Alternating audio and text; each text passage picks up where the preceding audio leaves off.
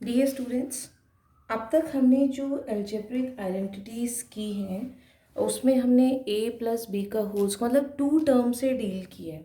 Suppose I am writing here three terms और उसके ऊपर फिर से स्क्वायर लगा रही हूँ। Now how can you just इसको सॉल्व कर सकते हो? Is there any method? आपको मैम अभी तक तो आपने ऐसी कोई आइडेंटिटी पढ़ाई नहीं। एक काम करते हैं, इसको इसको एक ब्रैकेट में रख देते हैं और जो आउटर ब्रैकेट है उसको दूसरे ब्रैकेट से रिप्लेस कर देते हैं। Now treat x plus y as A and z as B. Simply अब तो आप यहाँ पे ए प्लस बी का होल स्क्वायर लगा सकते हो ना।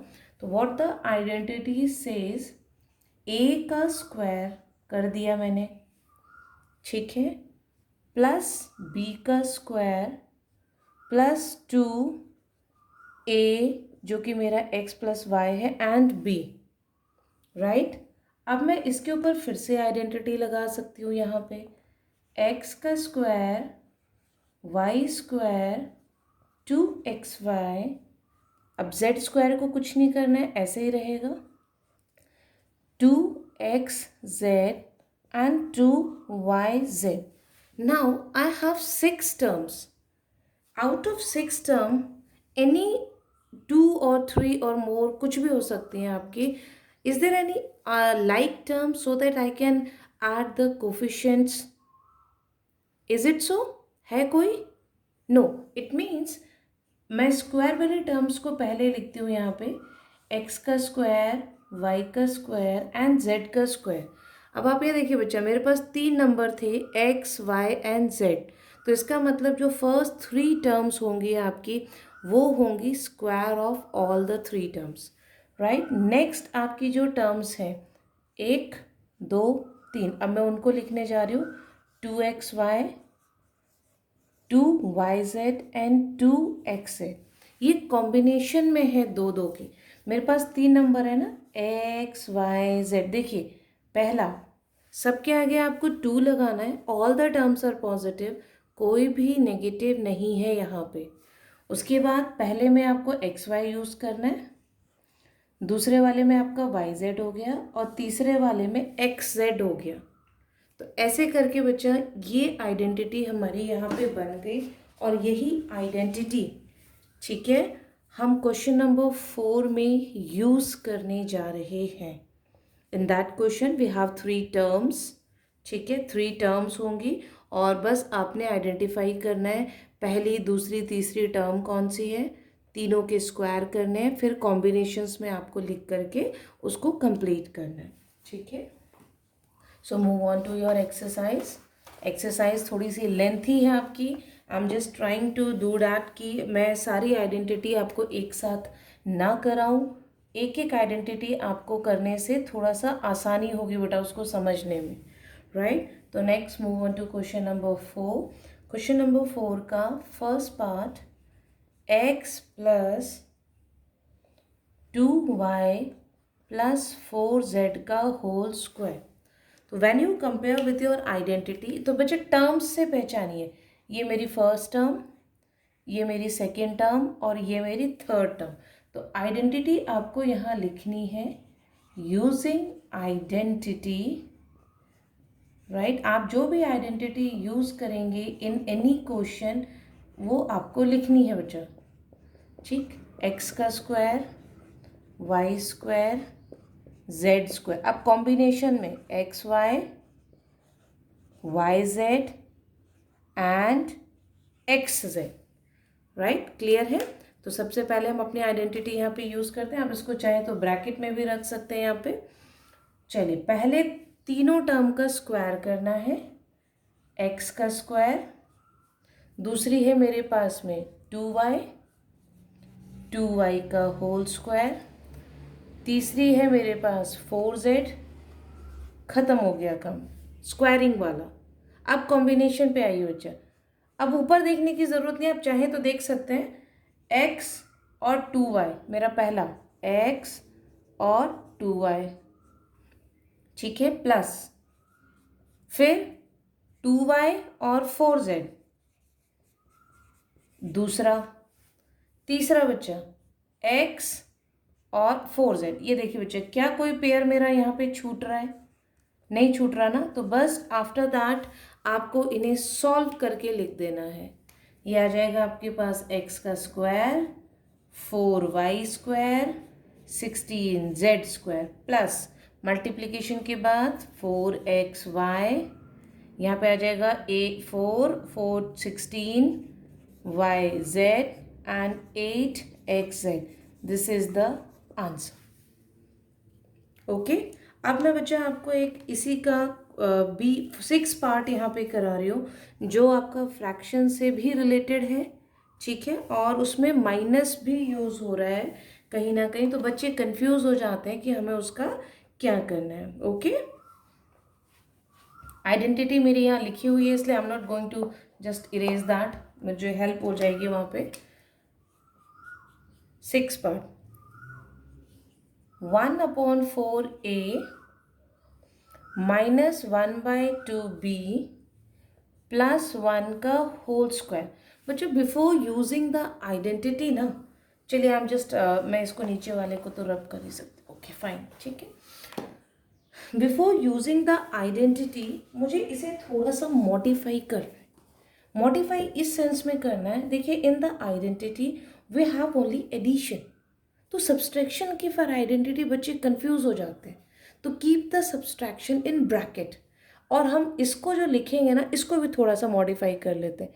a/4 plus minus b/2 plus 1 and big square. तो नाउ अब मेरे पास में यहाँ पे 3 टर्म्स आ गई हैं। पहली a/4 माइनस b/2 एंड 1। तो आइडेंटिटी क्या कहती है? इन तीनों का स्क्वायर कर देते हैं हम सबसे पहले, ठीक है। a/4 का होल स्क्वायर, b/2 का होल स्क्वायर, 1 का स्क्वायर, ठीक है। अब कॉम्बिनेशन में बचा 2 into a/4 into minus b/2, फिर 2 इंटू, ये दोनों हो गई मेरे पास कॉम्बिनेशन में। अब इन दोनों को ले लेते हैं, माइनस b/2 इंटू 1, 2 इंटू, अब first and last a/4 into 1। अब आप इसको सॉल्व करके लिख लीजिए।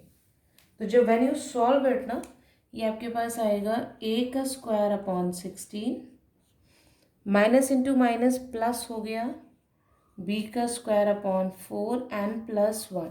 यहाँ थोड़ा सा आपको सॉल्व करना पड़ेगा। देखिए बच्चे, 2 से 2 कैंसिल, अच्छा प्लस इंटू ये माइनस, माइनस न्यूमरेटर में आ जाएगा ab, डिनोमिनेटर में 4, 2 से 2 cancel, plus and minus, minus b, ये 2 से 2 यहाँ कैंसिल, यहाँ पे कोई माइनस नहीं है तो प्लस a/2 आंसर। तो मुश्किल कुछ नहीं है, ऐसा बहुत ज़्यादा डिफ़िकल्ट नहीं है कि आपको बहुत सोचना। बस एक चीज़ ध्यान रखिएगा, सबसे पहले आपको 3 टर्म्स आइडेंटिफाई करनी है कि मेरे पास में कौन सी 3 टर्म्स हैं, राइट।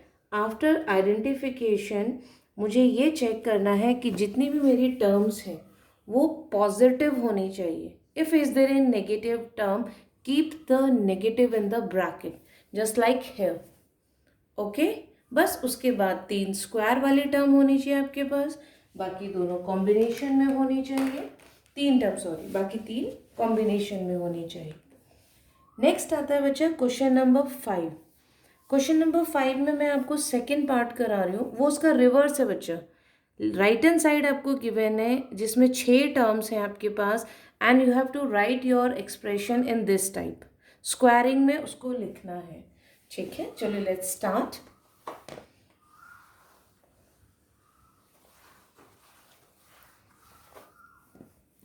सो question number 5,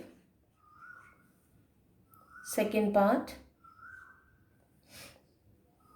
2x square y square z square 8z square minus 2 under root x y plus 4√2 YZ minus 8XZ। Okay, बात ये आती है, पहले तो आपको 3 स्क्वायर की टर्म ढूंढनी है, 1 2 एंड 3। इनको स्क्वायरिंग में कंप्लीट करना है, but the problem is that 2 is not the square of any number. But अगर हम इरेशनल का कंसेप्ट यूज करें तो 2 को मैं लिख सकती हूँ √2 इंटू √2। आई थिंक आपको इससे कोई प्रॉब्लम नहीं है, ये हम पढ़ चुके हैं, राइट। तो 2 को लिखा जा सकता है √2 का होल स्क्वायर। ठीक है, चलिए लिखते हैं। ये आपके बच्चे हिंट के लिए है, √2x का होल स्क्वायर। y को सिंपली हम y का ही स्क्वायर लिखें। ओहो, फिर से एक प्रॉब्लम आ गई, 8। तो बच्चा 8 को अगर मैं फैक्टराइज करूं, 8 इंटू 2, राइट, 8 इंटू 2 नहीं, 4 इंटू 2। तो 4 को मैं लिखूंगी 2 का स्क्वायर, और 2 को मैंने जस्ट अभी यहाँ पे लिखा है √2 का होल स्क्वायर। आप यहाँ पे लॉ ऑफ एक्सपोनेंट लगा सकते हैं कि यहाँ पे हमारे पास में सेम पावर्स हैं, तो जस्ट हम इनकी जो बेस है उसको आपस में मल्टीप्लाई कर दें। ये आपके हिंट के लिए बच्चा, ये क्वेश्चन का मेन पार्ट नहीं है, ठीक है। तो यहाँ पे आ जाएगा 2√2 z का स्क्वायर। अच्छा, बाकी ये 3 टर्म आपको सोचने की ज़रूरत नहीं है, जस्ट इनके कॉम्बिनेशन से आप लिखते चले जाइए, ठीक है। 2 इंटू, पहले इन दोनों का कॉम्बिनेशन आप ले लीजिए, √2x and y plus y, और ये वाला कॉम्बिनेशन ले लीजिए आप,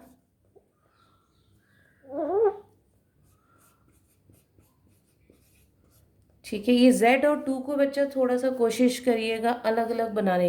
देन फर्स्ट एंड लास्ट,